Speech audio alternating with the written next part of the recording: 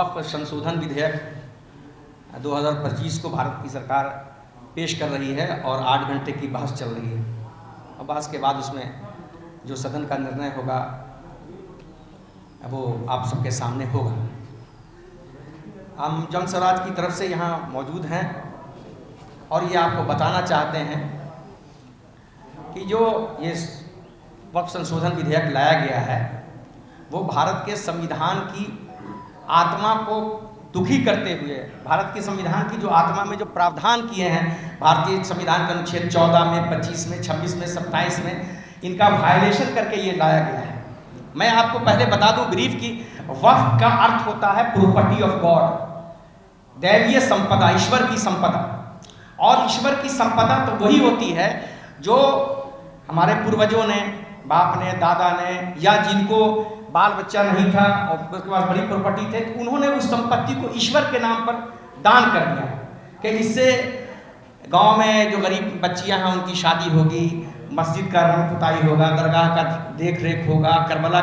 का होगा, ताजिया बनेगा, इमाम बाड़ा बनेगा,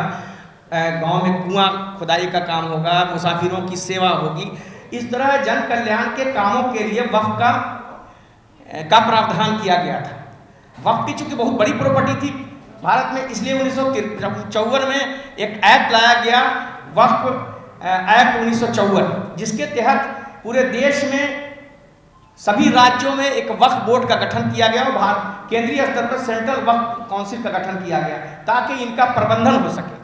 और आपको जान के ये भी बता दें कि इसमें राज्य सरकारों या केंद्र सरकार का कोई फंडिंग नहीं है। वो जो वक्फ प्रॉपर्टी है, जो जिसको स्टेट कहा जाता है, प्रत्येक वक्फ प्रॉपर्टी का जो ये है उसको स्टेट कहा जाता है, ESTAT स्टेट, उसके द्वारा 6% राशि दी जाती है राज्य वक्फ बोर्ड को और 1% सेंट्रल वक्फ बोर्ड को।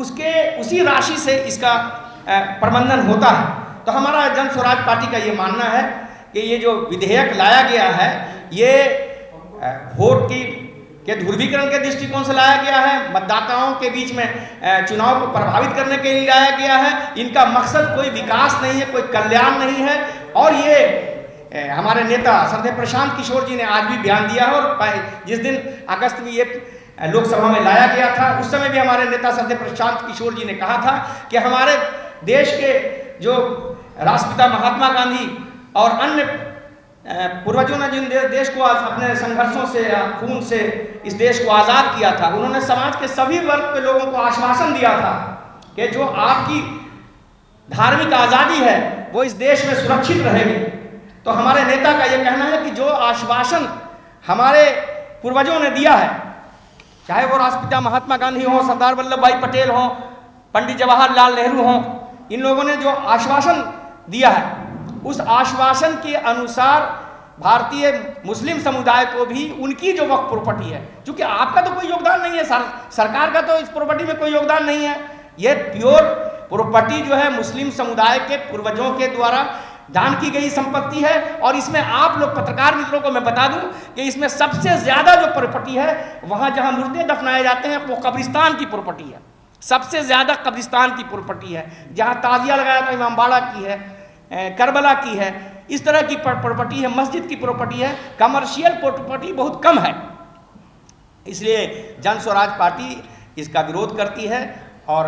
हम हमारे जो मित्र हैं, बगल में मेरी दाहिनी ओर ये सरवर अली साहब हैं जो हमारी पार्टी के प्रदेश के महासचिव हैं, भाई दानिश खान साहब हैं जो युवा के महासचिव हैं, जनाब रहमान ठट्टी के जनाब अवैदुर रहमान साहब हैं जो हमारी पार्टी के कोर कमेटी के सदस्य हैं, शांतनु जी हैं जो जाने माने विधि विशेषज्ञ हैं। तो मैं सरवर साहब से कहूँगा कि वो आपको संबोधित करें।